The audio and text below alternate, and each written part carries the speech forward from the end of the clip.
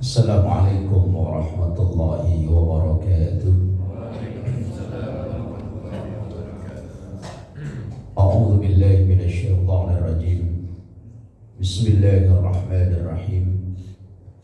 Alhamdulillahilladzi arsala anbiya'a dzawi fatana bis-sidqi wat-tablighi wal amanah.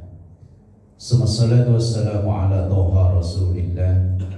Wassalatu wassalamu ala Yasin Habibillah wa ala alihi wa ashabihi wa man tabi'ahu bi ihsanin ila yaumil qiyamah. Subhanaka la ilma lana illa ma 'allamtana innaka antal alimul hakim. Rabbi shrah li sadri wa yassir li amri wahlul 'uqdatam min lisani yafqahu qawli waj'al li waziran min ahli. Amma ba'du.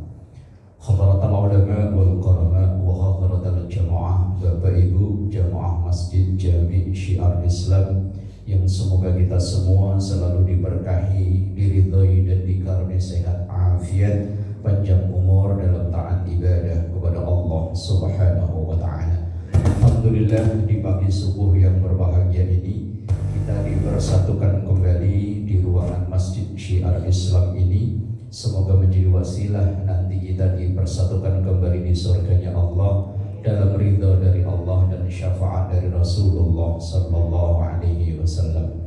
Bersalawat kepada Rasulullah, Allahumma salli ala sayyidina Muhammad.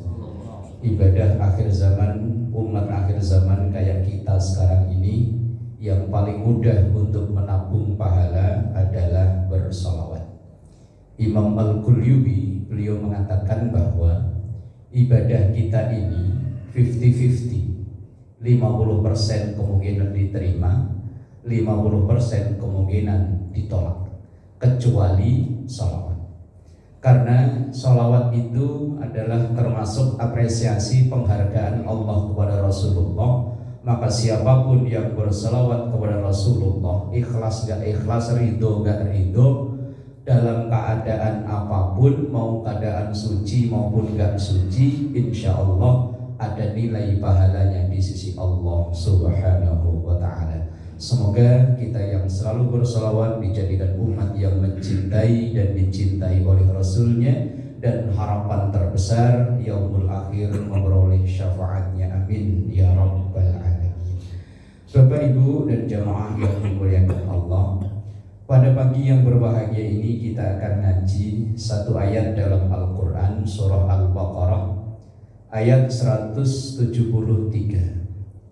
Ayat ini hampir sama persis dengan ayat Al-Ma'idah, surah Al-Ma'idah ayat yang ketiga, yang bunyi ayatnya innama harrama alaikumul maitah waddama walahmal khinziri wa ma uhilla bihi li ghairillah famanil qurra ghaira baghi wa la 'adin fala ithma 'alaihi innallaha ghafurur rahim. Itu Al-Baqarah 173. Kemudian yang di Al-Ma'idah bunyi ayatnya hampir mirip. Khurrimat 'alaikumul maitata waddama, khurrimat 'alaikumul maitah waddam wa lahmul khinzir wa ma uhilla li ghairillahi. Ayat ini menyampaikan tentang beberapa hal yang diharamkan oleh Allah, tentang hal-hal yang kita konsumsi, yang kita makan. Secara umum, yang kita makan atau yang diciptakan oleh Allah dari berbagai macam makanan dan minuman di muka bumi ini halal, kecuali ada dalil baik dari ayat Quran maupun hadis yang mengharamkan makanan atau minuman tersebut. Secara umum, segala jenis makanan dan minuman yang di muka bumi ini, kulu mimma fil ardi halalan thayyiban, kecuali memang ada dalil, ada ayat, ada hadis yang mengharamkan. Lah, dalam ayat ini innama harrama, sesungguhnya hanya Allah mengharamkan alaikum, kepada kalian, kepada kita semua umat Islam, apa yang diharamkan? Yang pertama adalah al-maitatu, bangkai. Bangkai itu semua hewan yang halal dimakan pada dasarnya. Yang satu, karena mati dengan sendirinya. Yang kedua, disembelih, dibunuh, disembelih tapi dengan cara yang tidak benar. Penyembelihan yang benar secara umum, yang penting adalah putus dua urat yang ada di leher. Urat untuk makan, minum, dan urat untuk nafas. Kalau dua urat itu udah putus, maka binatang itu halal untuk dikonsumsi. Tapi kalau tidak benar cara penyembelihannya, maka dihukumi bangkai dan haram untuk dimakan. Tapi jemaah yang dimuliakan Allah Subhanahu wa taala, dalam hampir setiap hukum fikih yang ada dalam Islam itu ada istisna. Istisna itu kalau bahasa kita pengecualian. Makanya bisa diambil kesimpulan hukum fikih itu hampir semuanya koma, bukan titik.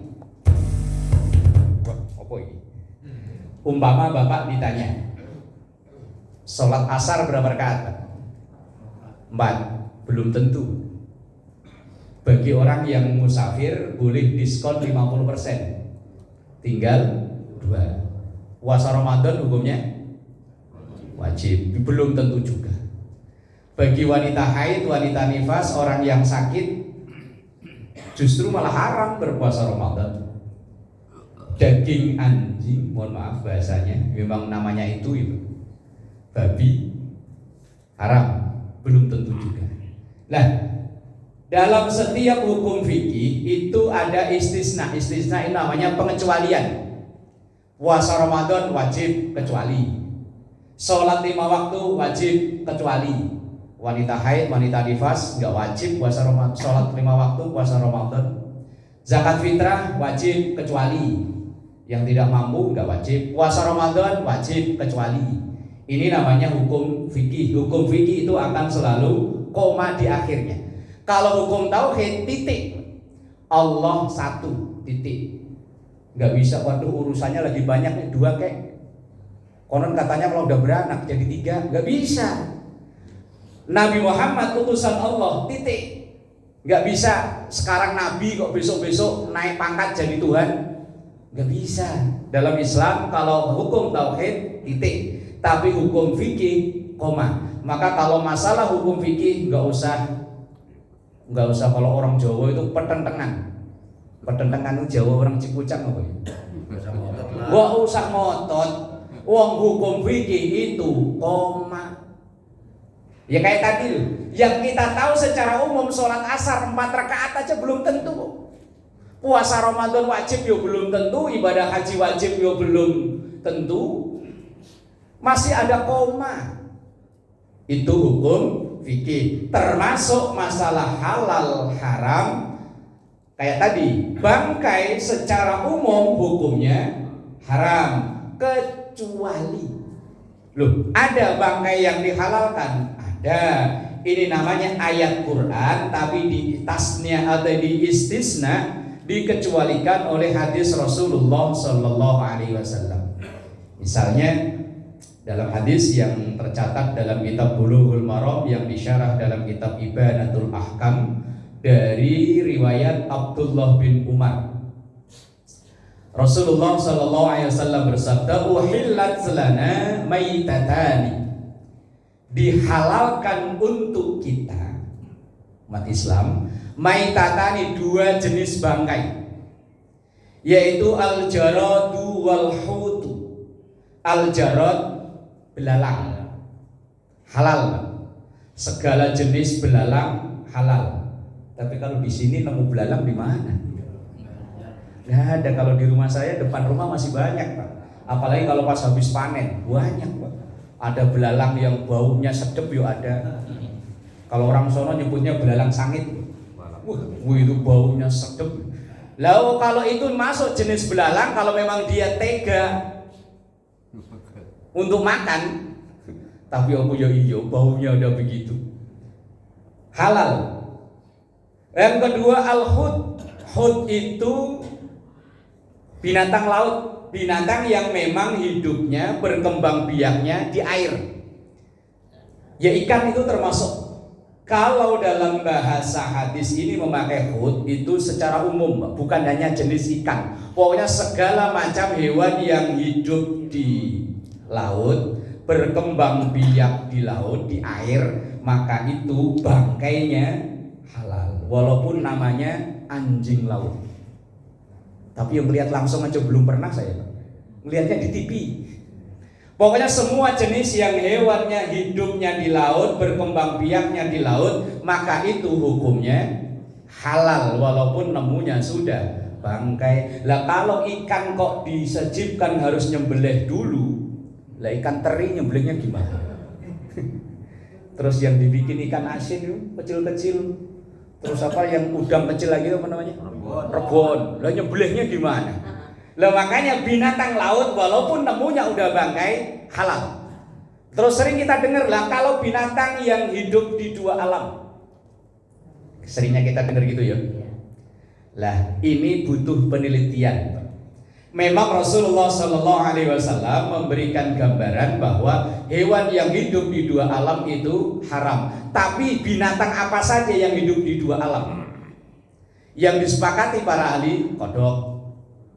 Kalau kepiting, Pak? Kepiting dua alam. Kepiting, rajungan, empet, wideng.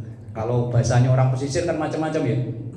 Lah, untuk menentukan ini benar-benar hidup di dua alam atau tidak, kan ahlinya yang menentukan, kan? Bukan kita yang orang gunung. Yang orang yang hidup di pesisir, yang rumahnya mungkin pinggir empang, pinggir laut, yang tahu persis, atau mungkin anak-anak yang kuliah di jurusan apa itu? Biologi. Lah, ya pokoknya itulah. Makanya ilmu itu saling keterkaitan. Kita ahli fikih nggak akan bisa menentukan binatang ini halal haram sebelum diteliti oleh para ahli itu tadi. Contoh umpama kepiting. Kepiting itu seandainya ditaruh di darat yang nggak ada air, mungkin hidup, tapi bisa nggak berkembang biak? Bertelur umpama. Hidup itu bukan hanya sekedar hidup loh Pak. Kalau sekedar hidup, ikan ditaruh begini ya hidup. Tapi butuh berapa lama dia hidup? Paling nggak nyampe setengah jam mati. Berarti bukan hidup namanya Pak. Yang namanya hidup itu dia hidup dan berkembang biak di situ. Lah kalau kodok itu kan bisa di atas. Dulu kalau di kampung kan kata saya melihat Pak, di rawa-rawa itu kan dia bertelurnya kan memang di atas namanya. Dan kemudian di darat dia memang hidup, nggak ada air ya hidup, bisa berkembang biak. Bukan hanya sekedar hidup. Lah maka masalah kepiting dan sejenisnya tadi, rajungan, yuyu, empet, wideng. Saya dulu orang pesisir Pak. Dia sekarang ya tinggal di daerah pesisir lagi loh ya, daerah Kalibaru dekat sono dulu.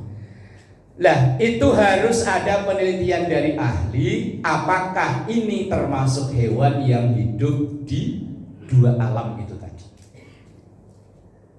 Lah kalau memang misalnya kita ngaji guru kita berfatwa piting haram, ya udah ikutin.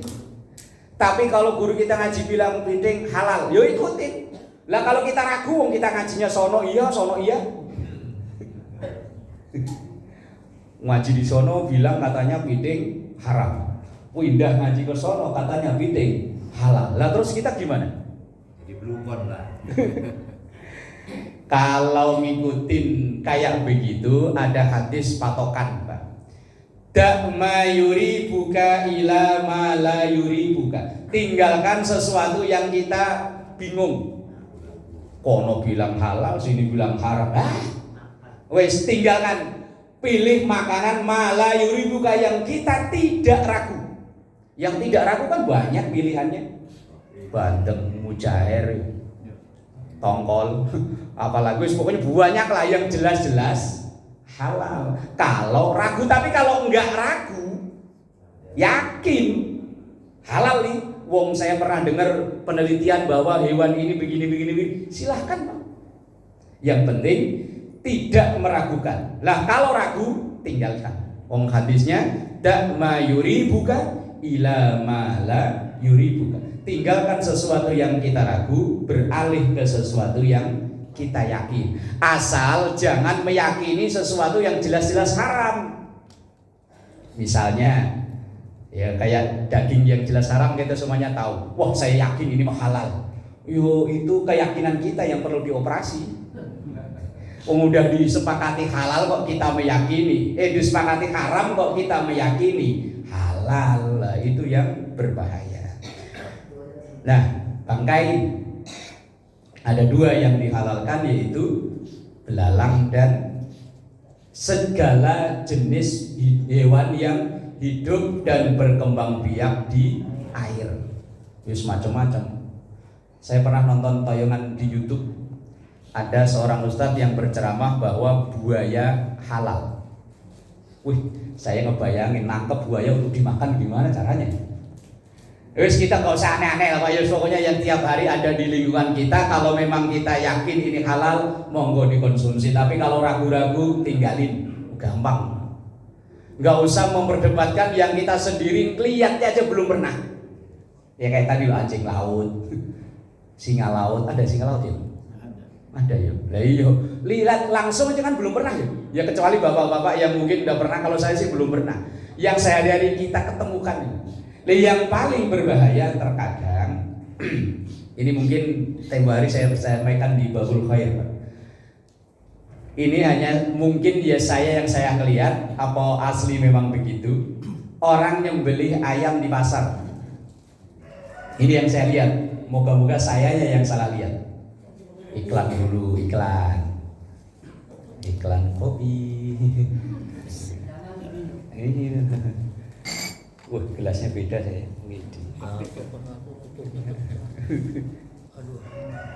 Iklan dulu, iklan. 5 menit atau 10 menit iklannya nih? 3 menit. Hewan yang disembelih dengan cara tidak benar itu juga termasuk bangkai. Yang pernah saya lihat, mohon maaf kalau ada yang berprofesi itu, orang nyembelih ayam di pasar, itu dia kan nyembelihnya sendirian. Kan dipegang begini ya, palanya di atas, badan di bawah, terus cuma pakai cutter apa pisau kecil, seret, sekali seret, langsung dilempar, dimasukin ke yang untuk nyabutin bulu itu, apa namanya? Itulah namanya susah. Ada yang tahu namanya Pak? Yang pokoknya kayak dream dipotong, entah dikasih alat apa buat nyabutin bulu itu. Lah itu dalam penglihatan saya, kemudian saya berpikir begini Pak, ini ayam mati disembelih atau mati dimasukin ke dream itu? Wong ayam ini, ayam negeri itu kan ayam yang pola hidupnya nggak sehat Pak. Cuman makan tidur diobatin, makan tidur diobatin. Orang kalau begitu nggak sehat juga. Ayam kalau ayam kampung kan makan nyari sendiri, lari ke sono, kadang dikejar sama tetangga, sehat itu.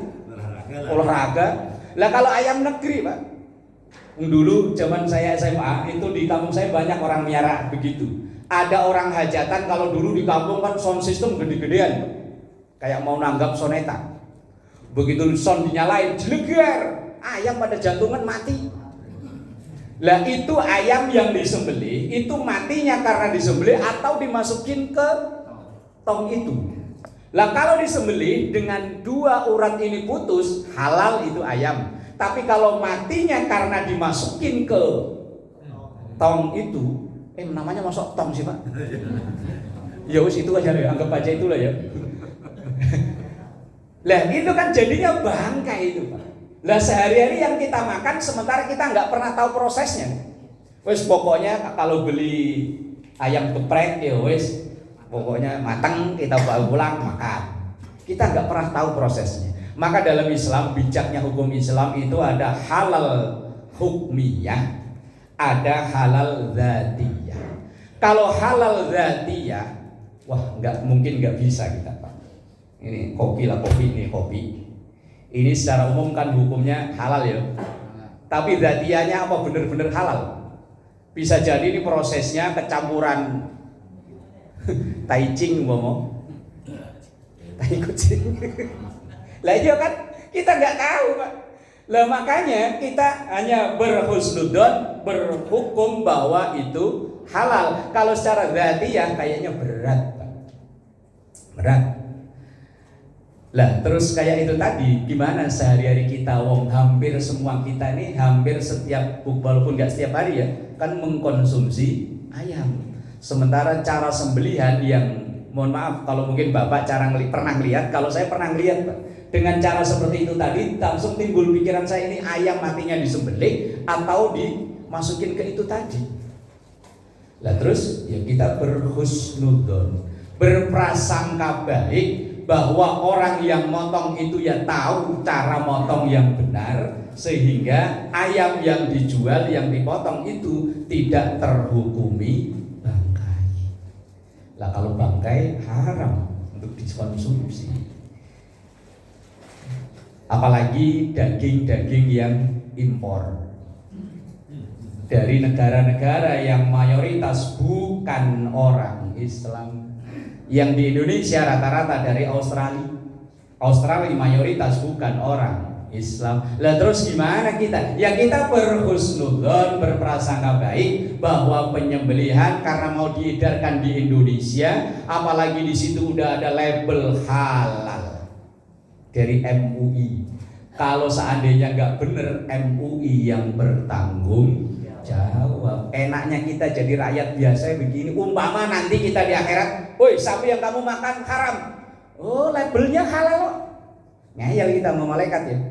Halal, yakin halal. Model labelnya dari MUI halal. Oh, nanti biar orang-orang MUI yang dijejek. Oh, kamu kok kasih label dulu, dikasih duit berapa? Lah, kemudian yang kedua, al-maitah, tadi yang pertama bangkai. Kemudian yang kedua waddam. Yang diharamkan adalah darah. Dulu udah lama ya, kejadiannya udah lama. Waktu saya masih tinggal di Jalan Kesemek, itu ada, mohon maaf kalau ada yang punya saudara dagang gitu, daging sate kikil yang dipikul itu. Nah, itu bulan puasa ada yang beli pas depan masjid ini. Saya sambil gendong anak saya, kan kalau sate kikil dikipas itu kan baunya orang se-RW juga mantap kan ya. Nah, saya ngedeket, Bang, itu yang ditutup di panci ya, ditutupin selampe itu apa? Lah terus belum sempat abangnya buka, saya buat begini. Saya ngelihatnya karena belum tahu Pak, kirain saya itu kayak tahu bacem gitu. Kan warnanya coklat gitu di kotak-kotak. Saya tanya, Bang, itu apaan? Oh ini pesanan orang Pak, namanya marus. Di kampung saya dulu nggak ada marus, adanya didih. Namanya didih, darah yang dibekukan. Lah ini kan jelas-jelas haram Pak. Kikilnya tadi halal, tapi marusnya haram. Sementara ada kaidah fikih, idza ijtama al halal wal haram ghulibal haram. Kalau ada dua benda dijadikan satu, yang satu halal satu haram, maka dua-duanya berubah menjadi haram. Lah mungkin bisa jadi itu marus sama kikil nyucinya bareng, rebusnya mungkin ya, ngolahnya saya nggak tahu, mungkin ngolahnya rebusnya bareng. Lah kalau bareng otomatis jadi satu, wadahnya jadi satu, mungkin pancinya jadi satu, maka dua-duanya berubah menjadi haram. Walaupun yang halal itu jumlahnya lebih banyak, yang haram sedikit, tapi kalau disatukan maka dua-duanya berubah menjadi haram. Ini pernah saya sampaikan ibu-ibu yang belanja sayur. Oknumnya di belakang ada apa enggak ya? Belanja sayur karena mertua saya itu dagang sayur. Saya pernah dulu waktu belum ada kerjaan jelas sering bantuin mertua. Itu kalau pas bawang mahal, cabai mahal, itu kan kalau dagang dibungkusin dihitungin kan. Nah, misalnya ibu beli setengah kilo, yang setengah kilo ibu beli ini halal kan. Lah biasanya kelakuan ibu-ibu, moga-moga bukan ibu Cipucang sini, orang sono, Bang tambahin kayak Itu ya. Abangnya belum jawab iya, udah langsung ngambil, masukin ke itu. Langsung dibuntel, pergi. Lah itu tadi kalau abangnya bilang iya, halal itu ngambil tambahan yang paling cuma beberapa butir, berapa biji. Tapi kalau abangnya enggak, wong itu larang lagi mahal, maka yang ngambil cuma beberapa butir alias ini kalau orang kampung saya namanya ngutil. Kalau orang sini apa namanya? Iya, kalau orang kampung saya namanya ngutil. Ngambil tapi dikit tuh, ngutil. Lah yang beli setengah kilo halal, yang ngutil paling cuma berapa ons ya? Wong cuma berapa? Dicampurin jadi satu, dibuntel bawa pulang, maka semuanya berubah menjadi haram. Moga-moga di belakang nggak ada ya. Kangkung udah diikat, nawar boleh halal. Ini kadang udah diikat, bang tambahin satu pak, langsung main ngambil, langsung pergi. Abangnya mau ngejar, wong cuma seikat, nggak tega, nggak dikejar, wong untungnya ya itu. Si malakawa kadang. Lah ini kaidahnya idza istama'al halal wal haram ghullibal haram. Kalau dua benda ngumpul jadi satu, satu halal satu haram, maka dua-duanya menjadi haram. Padahal itu kalau udah nyatu kan dipisahin susah pak. Nah iya kan, kecuali kalau timun bandanya gede-gede. Lah kalau cabai, bawang merah samar. Apalagi tadi itu yang marus sama kikil mungkin dicuci jadi satu, dimasak jadi satu, maka dua-duanya berubah menjadi haram. Wadam.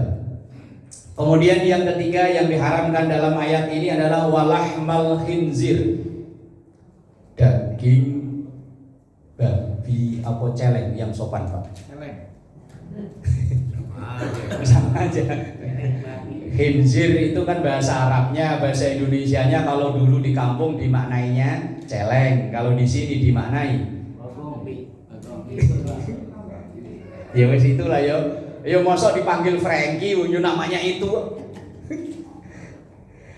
Lah ayat ini pak kadang yang jadi kontroversi, karena tekstual ayatnya adalah lahmal khinzir, daging babi. Lah terus kulitnya, tulangnya haram loh.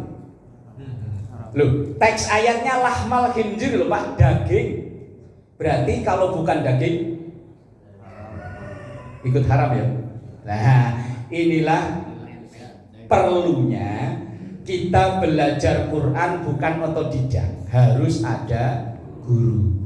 Karena dulu Pak, sekitar tahun 2010, udah lama memang, ada satu majelis taklim yang gurunya mungkin otodidak, nggak ada sanad guru ke atas. Ia membaca ayat ini dengan dihadiri jamaahnya memang banyak Pak, ribuan itu. Jamaahnya itu ribuan. Ustadznya itu mengatakan bahwa yang haram di muka bumi ini cuma 4: bangkai, darah, daging babi, kemudian yang disembelih dengan menyebut selain nama Allah. Ini ustadznya ngomongnya begitu karena patokannya ayat ini. Kemudian jamaahnya ada yang nanya, Pak Ustadz, kalau cindil gimana? Tahu cindil Pak? Cindil itu anak tikus yang matanya belum melek. Itu dulu kalau di kampung ada orang kerja bakti nurunin genteng, itu sering nyelip-nyelip di situ. Dulu kalau orang sono karena belum pada ngaji itu ditelen katanya buat obat. Yang orang kampung pasti tahu lah ya. Buat obat, tahu obat lapar apa obat apa ya nggak tahu. Konon katanya buat obat. Lah ketika jamaah ada yang nanya, kalau cindil Pak Ustaz? Kemudian Ustaznya bilang, cindil masuk 4 itu enggak? Bangkai, darah, daging babi yang disembelih bukan karena Allah. Cindil masuk enggak? Enggak, berarti berarti poin satu. Ini kita berlatih berpikir Pak. Ini ngikutin majelis taklim tadi yang gurunya enggak ada sanad ilmu, bahayanya begini Pak. Kemudian muridnya nanya lagi. Sampai muridnya ada yang nanya, kalau anjing Pak Ustaz, asu apa anjing? Apa kire? Kalau anjing gimana Pak Ustaz? Anjing masuk 4 itu tadi enggak?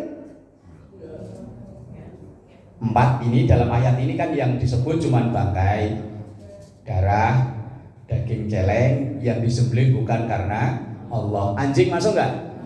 Berarti ayo lo. Ini bahayanya orang ngaji otodidak nggak punya guru gitu. Langsung gurunya bilang yang tidak disebutkan 4 ini berarti halal, berarti anjing.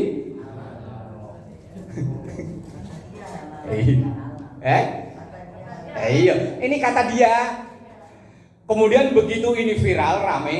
Dulu kan belum, walaupun medsos belum seramai sekarang, cuman kan rekaman itu tetap ada, Pak.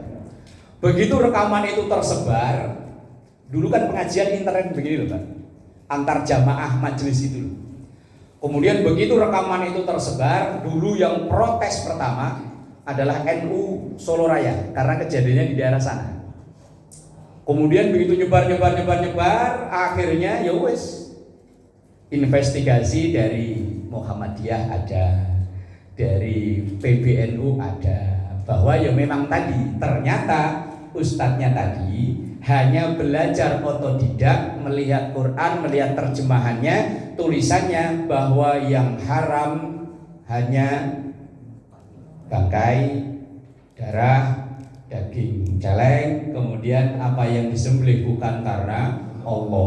Kemudian dia berkesimpulan selain 4 ini berarti halal. Ini kesimpulan yang keliru. Lah makanya kita tidak dibenarkan belajar itu otodidak, harus ada guru. Nah ini gara-gara penafsiran yang keliru tadi. Padahal pelengkap dari Quran itu kan ada hadis.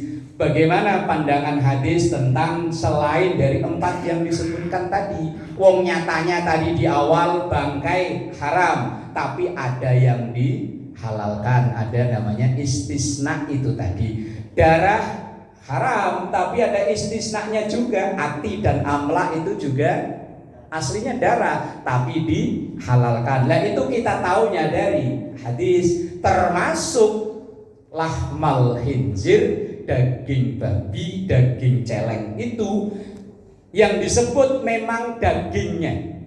Itu kalau dalam ilmu usul fikih namanya zikrul juz wa iradatil kul.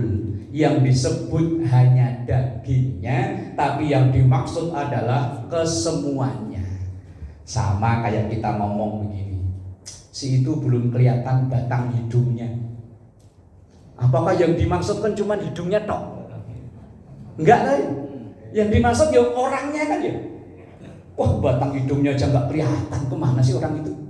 Yang dimaksud, yang disebut hanya batang hidung, tapi yang dimaksud adalah semuanya. Umpama ada orang bagi-bagi per kepala dapatnya berapa? Apakah yang dapat jatah cuma kepala tok? Lah itu namanya zikrul juz wa iradatul kul. Yang disebutkan hanya bagian tertentu, tapi yang dimaksud adalah semuanya. Maka yang berkenaan dengan babi, maka itu hukumnya haram. Entah itu kulitnya, entah itu tulangnya, entah itu semuanya.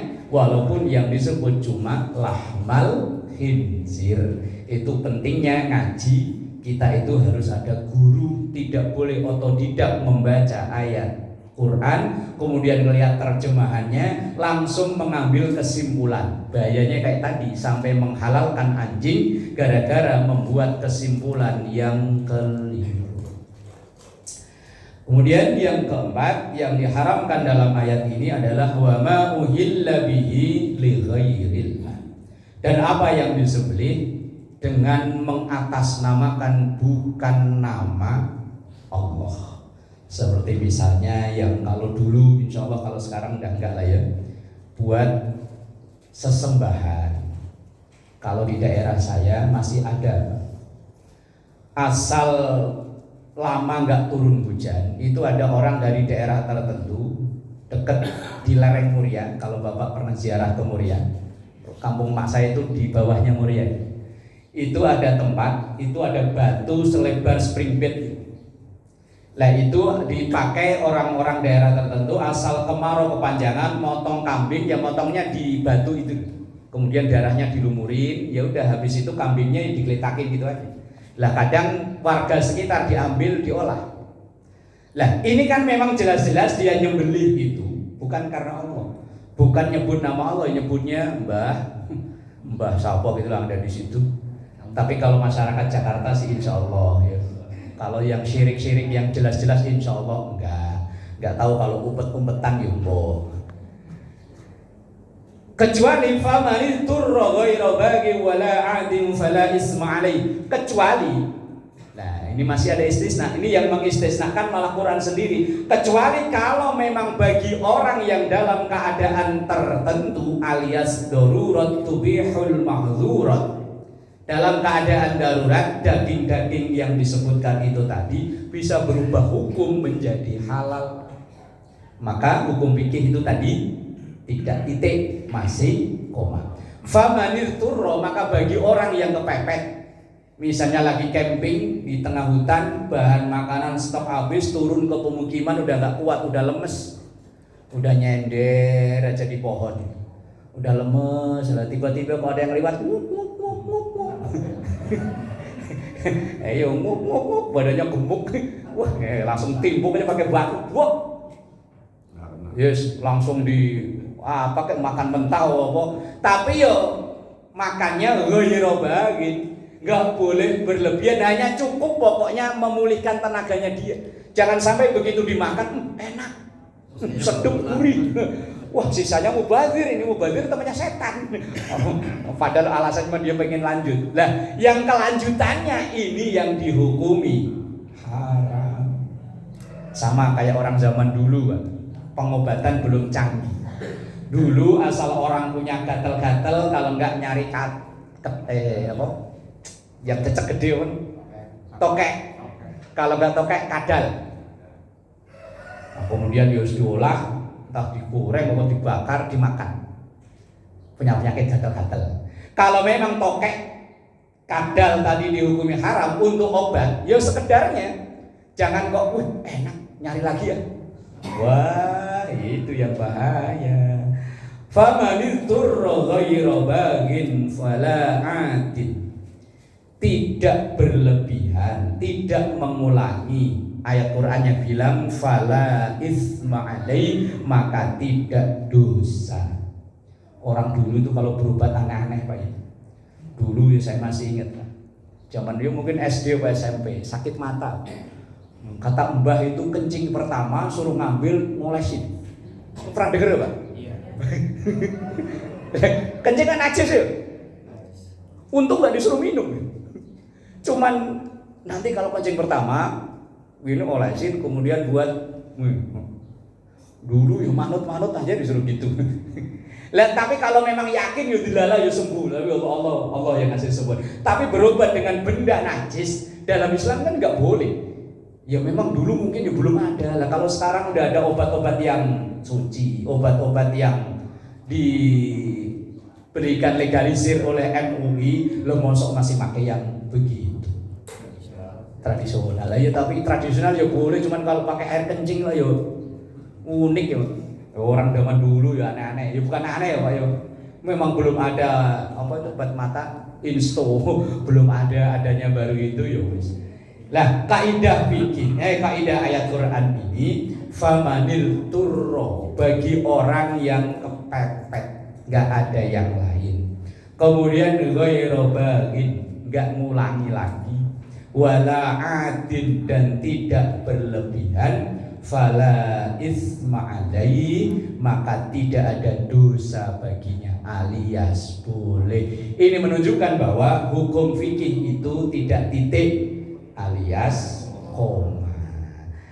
Nah maka tadi kalau Pak Ustadz bilang nggak usah pertentangan, nggak usah ngotot-ngototan kalau masalah hukum fikih. Wong selamanya mungkin sampai kiamat kurang 2 jam Pak. Itu nggak bakalan ada titik temu dalam masalah hukum fikih. Kunut nggak kunut, traweh 8-20 lah, itu sampai kiamat kurang 2 jam nggak bakalan selesai. Nah, ya seakan gitu terus wong namanya hukum fikih. Ayat sama dipahami oleh orang yang berbeda akan menimbulkan hukum berbeda. Misalnya ayat wudhu, fardunya wudhu dalam Quran itu cuma 4 Pak. Kok bisa berubah jadi 6 gitu? Yang kita tahu kan fardunya wudhu udah 6 Pak ya. Di Quran cuma 4 Pak. Makanya kalau ada orang ayat fardunya wudhu berapa? 4. Salah, 6. Dari kecil saya diajarin guru 6. Quran bilang idza qumtum ila sholati faghsilu wujuhakum. Ini iklan belum kelar-kelar ini. Wa aydiyakum ilal marafiq wamsahu bi ru'usikum wa arjulakum. Ada yang membaca wa arjulikum ilal ka'bain. Kalau kalian mau sholat faghsilu wujuhakum, basuh wajah. Wa aydiyakum ilal marafiq, yang kedua tangan sampai siku. Wamsahu biruusikum. Nah, ini juga jadi perdebatan ulama. Wamsahu, usaplah kepala. Kemudian wa arjulakum, ada yang baca wa arjulikum, nanti konsekuensi hukum berbeda. Wa arjulakum, dan kedua kakimu ilal ka'bain, sampai mata kaki. Quran cuma bilang 4 fardunya wudu. Kok tambahan 2? Niat itu dari hadis, tertib dari pemahaman ayat.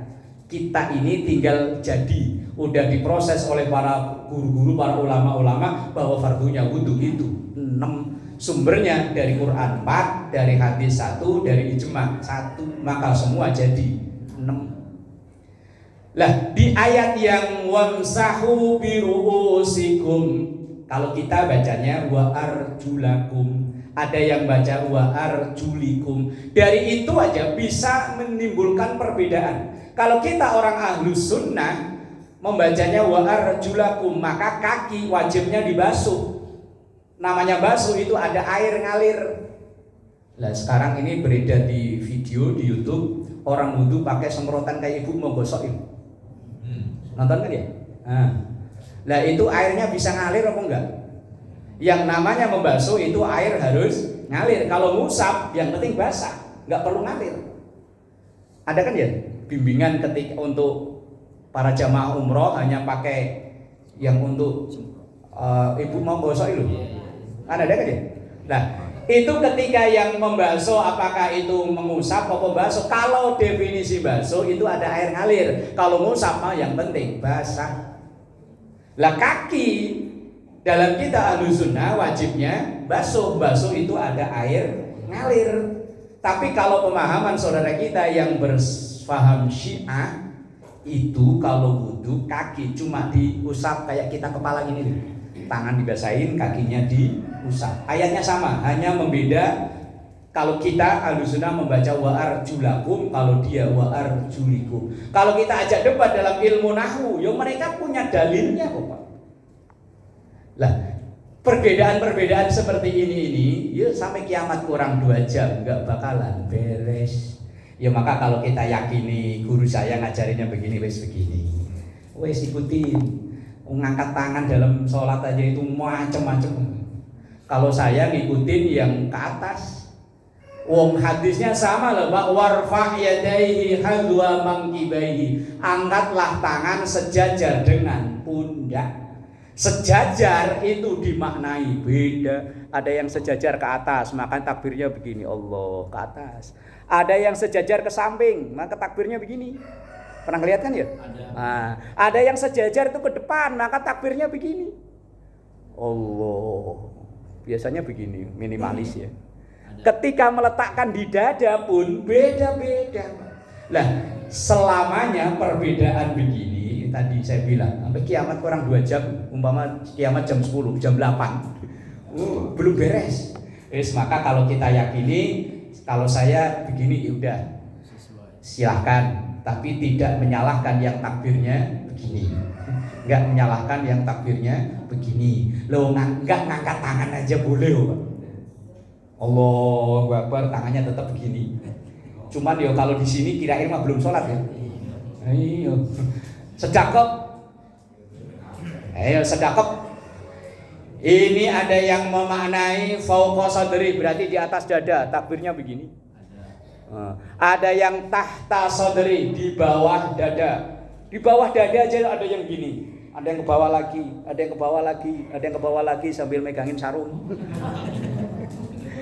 Ada yang sama sekali nggak sedangkep. Lu seandainya ada orang yang setengah songong umpama sholat Allahu Akbar begini, sanggup Pak?